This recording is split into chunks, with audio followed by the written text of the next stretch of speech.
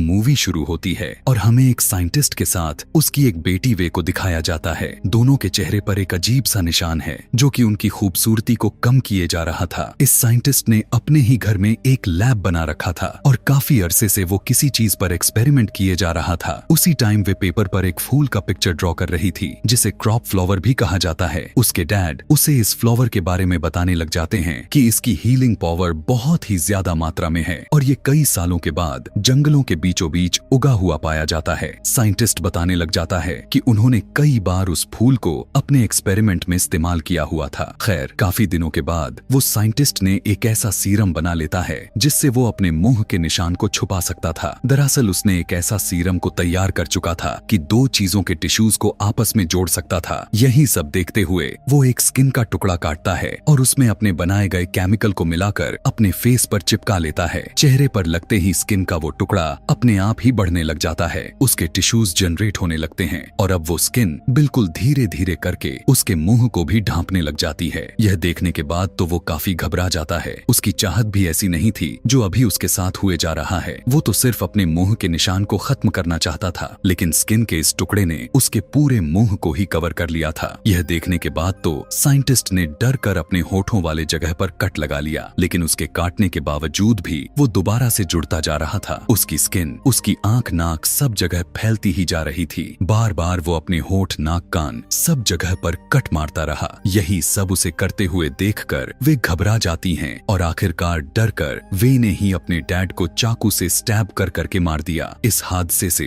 वे बिल्कुल पूरी तरह से टूट चुकी थीं। उसने अपने ही डैड की जान ले ली थी और अब उसके पास कोई भी नहीं बचा हुआ था। वक्त गुजरने के साथ साथ वे पढ़ती चली गईं। वो पढ़ाई में अपने डैड की तरह बहुत ही अच्छी थी और वजह भी यह रहा कि उसे यूएस की एक बड़ी यूनिवर्सिटी में स्कॉलरशिप मिल गई और वो अपने घर जहाँ पर रहती थी उस जगह को छोड़कर यूएस चली गई। पता चलता है कि यूएस में वे अपने आंटी के पास में रहने वाली थी जिसकी एंजी नाम की एक बेटी भी थी और एंजी वे के यहाँ आने से खुश इसलिए नहीं थी क्योंकि उसे अपना रूम शेयर करना पड़ रहा। ये खैर, वे अब रूम में चली जाती है और एक छोटा टेम्पल बना लेती है जिसमें अपने डैड के पिक्चर रखकर उनका पूजा करने लगती है। दरअसल वो अपने ही डैड को अपना गॉड मानती थी। कुछ टाइम जब गुजरा तो हम उसके डैड के कुछ नोट्स के साथ कुछ चीजें देख पाते हैं और यह पर हमें यह पता चलता है कि वे अभी तक उसी एक्सपेरिमेंट को किए जा रही है जिसकी वजह से उसकी डैड मारे गए थे। अगले दिन वे की यूनिवर्सिटी का पहला दिन था। वहाँ जाते हुए उसे रास्ते में एक आदमी मिलता है जो होमलेस था और यहीं फुटपाथ पर बैठा रहता था। उसका चेहरा देखने के लायक तो बिल्कुल भी नहीं था क्योंकि उसका चेहरा बहुत ही ज्यादा बिगड़ा हुआ था। वे उसे कुछ टाइम तक बस देखती रह गई पूछने पर कि यूनिवर्सिटी का रास्ता किधर से जाता है, तो ये आदमी वे की मदद भी किया, जिसके बाद वे वहाँ से चली गईं। क्लास में आने के बाद बहुत ही खुशी के साथ क्लास टीचर वे का इंट्रोडक्शन करवाते हैं क्योंकि वे ने एंट्री टेस्ट में 100% स्कोर किया हुआ था और ये सालों में पहली बार था जो ऐसा हुआ था। क्लास खत्म होने के बाद वे अपने साइंस लैब आती है और यहाँ से कुछ चीजें लेने की कोशिश करती है। उसकी ऐसे करते हुए उसे उसके प्रोफेसर देख लेते हैं और उससे पूछने लग जाते हैं, तुम यहाँ पर क्या कर रही हो? वे बताती हैं कि मुझे कुछ एक्सपेरिमेंट करनी है जिसके लिए मैं यहाँ से कुछ चीजें लेने के लिए आई हूँ। प्रोफेसर उसे कहते हैं, इस तरह से यहाँ से कुछ भी चीजें लेकर जाना अलाव नहीं है, लेकिन हाँ, अगर तुम मेरी लैब असिस्टेंट बनती हो तो तुम यहाँ की चीजें इस्तेमाल कर पाओगी। वे प्रोफेसर को बताती हैं कि मेरे फादर भी साइंटिस्ट थे और मुझे उन्हीं के रिसर्च को आगे की तरफ लेकर जानी है। उसके हाथ में रिसर्च वाली डायरी भी थी जिसे प्रोफेसर देखने लग जाते हैं और उसे देखकर वो बहुत ज्यादा हैरान हो गए। वे के जाने के बाद उसने वे के डैड के बारे में रिसर्च किया तो उन्हें पता चला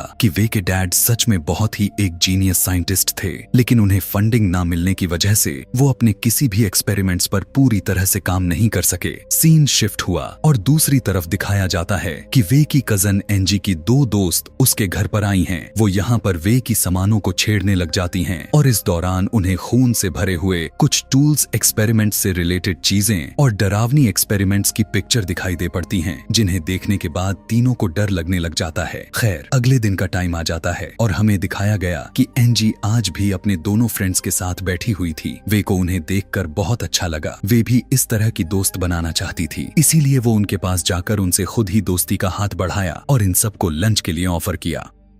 वे के चेहरे की निशान को देखते ही सभी वे से कतराने लग गए थे। वो तैयार तो नहीं हो रहे थे, लेकिन बहुत दूर तक सोचते हुए उन्होंने रेस्टोरेंट जाने के लिए हामी भर ली। लेकिन वहां जाकर उन्होंने जब वे को अजीब तरीके से खाता हुआ देखा तो सभी वे को रेस्टोरेंट में अकेला ही छोड़कर भाग गईं। वे ने उन सारे खाने को पैक करवाया और बाहर आकर उन खाने को उस होमलेस आदमी को दे दिया जिसका मुंह खराब था। यहाँ पर बैठकर उस होमलेस आदमी से बातें करने लग जाती है, क्योंकि आज वो बहुत ज्यादा उदास दिखाई दे रही थी। वो उस होमलेस आदमी से कहने लग जाती है, मेरे मुंह पर जो ये निशान है मुझे बहुत ही बदसूरत बना देता है। उसकी बात सुनकर होमलेस कहने लग जाता है कि ऐसा नहीं है, जैसी हो वैसे ही बहुत अच्छी दिखती हो। उसके साथ बातें करते टाइम वे को कुछ अच्छा महसूस हुआ था। यहाँ से घर जाने के लिए जब वो आगे बढ़ ही रही थी कि रास्ते में उसे उसके प्रोफेसर मिल गए, जिन्होंने उसे लिफ्ट भी दी थी। दरअसल वो उसके लिए एक प्रपोजल लेकर आए थे। वो उससे कहते हैं कि मैं तुम्हारी इस रिसर्च को कंप्लीट करने में मदद करूंगा, जिसके लिए प्रोफेसर को वे की परमिशन चाहिए थी, क्योंकि ये वे के डैड की रिसर्च थी। यह सुनने के बाद तो वे खुश हो गईं और उसकी बात मानकर हाँ कर दी, क्योंकि प्रोफेसर पहले इंसान थे जो उसकी मदद कर रहे थे। अगले ही दिन से वो लोग उस एक्सपेरिमेंट पर काम भी करना शुरू कर देते हैं। काफी दिन तक इनका एक्सपेरिमेंट्स चलता रहा, लेकिन आज भी कुछ हाथ नहीं लगा, यानी इनका एक्सपेरिमेंट्स काम नहीं कर रहा था। उनकी सारी मेहनत बेकार जाती हुई दिखाई दे रही थी। इन्हें इनकी मर्जी के रिजल्ट्स नहीं मिल पा रहे थे और इस चीज से प्रोफेसर फ्रस्ट्रेट होकर इस एक्सपेरिमेंट को बंद करने का फैसला किया।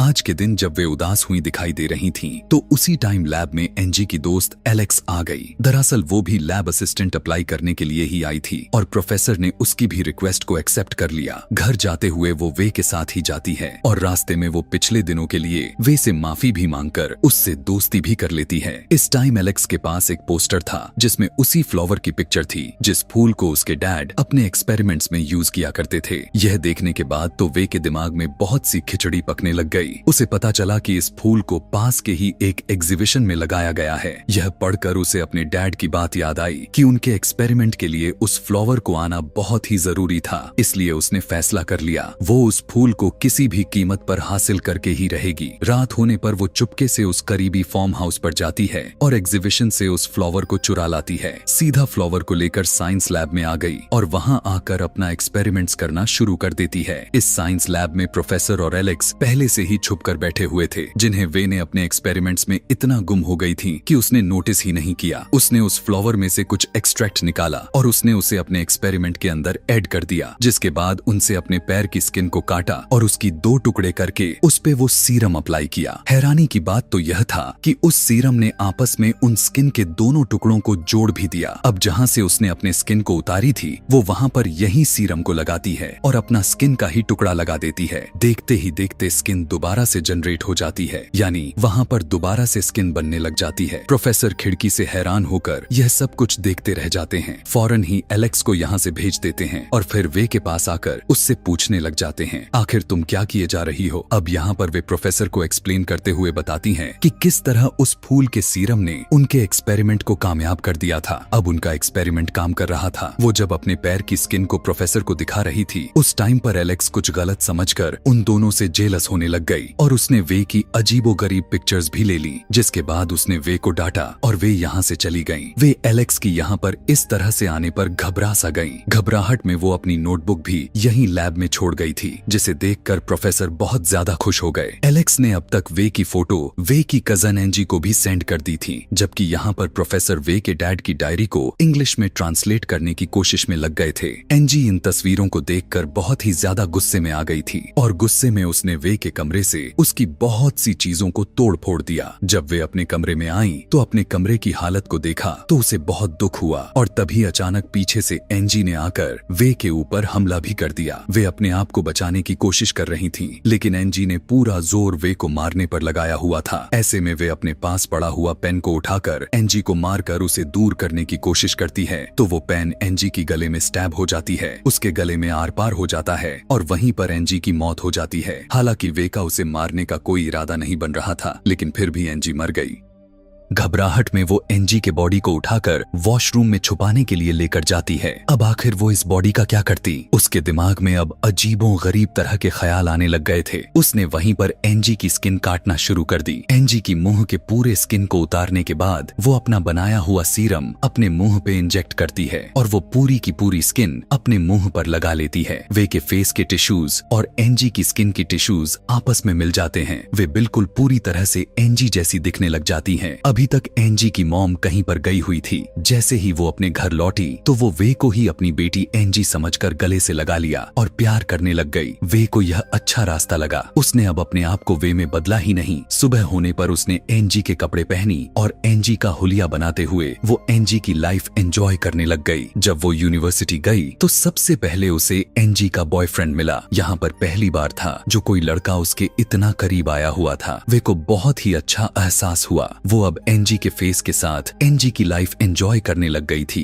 और उसे एहसास होता है कि वे की शरीर में उसकी लाइफ बहुत ही ज्यादा बोरिंग थी। एनजी के अच्छे दोस्त भी थे, उसका बॉयफ्रेंड था, उसकी प्यार करने वाली मॉम थी। यहाँ तक कि एनजी के बॉयफ्रेंड के साथ डेट पर भी चली जाती है। जहाँ पर जब ये दोनों एक दूसरे के करीब आ रहे थे तो तभी अचानक से वे के फेस से एनजी की स्किन उतरने लग गई। यह देखकर उस लड़के की तो होश ही गायब हो गए। घबरा गया क्योंकि बहुत ही ज्यादा क्रिपी दिख रहा था। इसीलिए लड़का उससे डरकर पीछे भागने लग गया। पीछे होते हुए उसने एहसास ही नहीं किया कि पीछे स्लोप थी जिससे वो नीचे गिरकर खुद ही मर गया। यह सब देखकर डरते हुए वे घर आ जाती है और अपने डैड की नोटबुक ढूंढने लग जाती है क्योंकि उन नोटबुक में इस स्किन को हमेशा के लिए परमानेंट लगाने का राज हो सकता था। लेकिन उसे अपने डैड के नोटबुक नहीं मिलते क्योंकि वो तो प्रोफेसर के पास थी। लेकिन इस टाइम थोड़ा सा सीरम था जिसे वो निकाल कर दोबारा से अपने स्किन में इंजेक्ट करके एनजी का फेस दोबारा से हासिल कर लेती है। दूसरी तरफ प्रोफेसर को दिखाया जाता है जो अब उस फ्लावर की तलाश में निकले हुए हैं जो फ्लावर उस एक्सपेरिमेंट को कामयाब बना सकता था। फूल को ढूंढते हुए इस टाइम प्रोफेसर को उनके ट्रांसलेटर की कॉल आती है जो असल में उस नोटबुक को ट्रांसलेट कर रहा था। वो बताने लग जाता है कि यह एक्सपेरिमेंट्स बहुत ही ज्यादा मात्रा में खतरनाक साबित हो सकता है। इस एक्सपेरिमेंट को करना रिस्क में लेकर भी आ सकता है। दरअसल वो अपने साफ साफ लफ्जों में प्रोफेसर को यह एक्सपेरिमेंट्स को फौरन से बंद करने को कह रहा है, लेकिन प्रोफेसर उसकी एक तक नहीं सुन रहे थे।